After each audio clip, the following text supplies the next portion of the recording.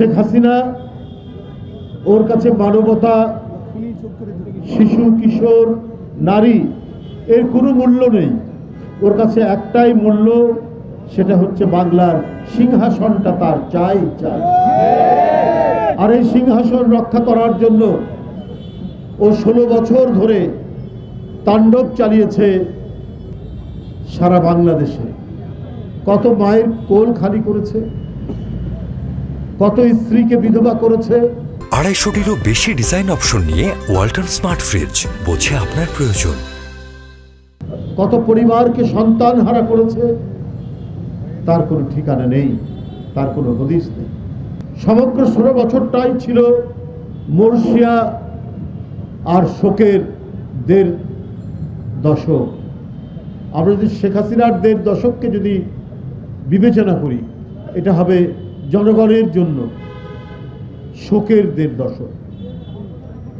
কারণ গুম ছিল শেখ হাসিনার কাছে একটা খেলা, ক্রস ফায়ারে হত্যা ছিল শেখ হাসিনার কাছে একটি আনন্দের বিষয়। কারণ ও যখন শুনতো যে বিএনপির একজন নেতাকে গুম করা হয়েছে, তখন সে আনন্দিত হতো।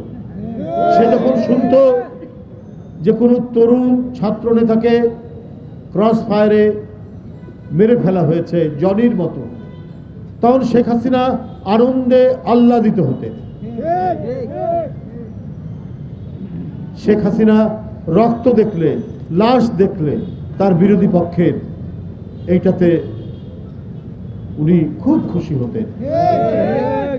শেখ হাসিনা ছিলেন মানসিকভাবে অসুস্থ একজন নারী।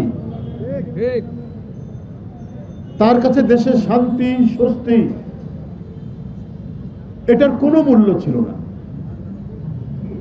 একজন ব্যক্তি জিজ্ঞেস করেছিলেন আমাকে, ভাই আপনারা যে ফ্যাসিবাদ বলেন, এই ফ্যাসিবাদের অর্থ কি? আমি বললাম যে ফ্যাসিবাদের অর্থ আমি যা না, আমাকে সেটাই বলতে হবে, আপনাদের সেটাই বলতে হবে আমাকে, আমি ওইটা নই। অর্থাৎ শেখ হাসিনা যা না তাই বলতে হবে। শেখ হাসিনা গণতন্ত্র ধ্বংস করেছেন, কিন্তু শেখ হাসিনাকে বলতে হবে সে গণতন্ত্রী। শেখ হাসিনা মানুষের পেটের আহার কেড়ে নিয়েছেন, তারপরেও বলতে হবে যে শেখ হাসিনা তিনি মানুষকে খাবার দিয়েছেন।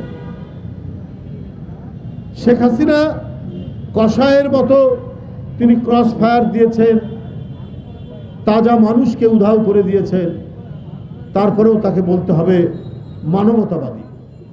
এটাকেই বলা হয় ফ্যাসিবাদ। যা না তাই বলতে হবে। কিসের জোরে? রাষ্ট্রশক্তির জোরে।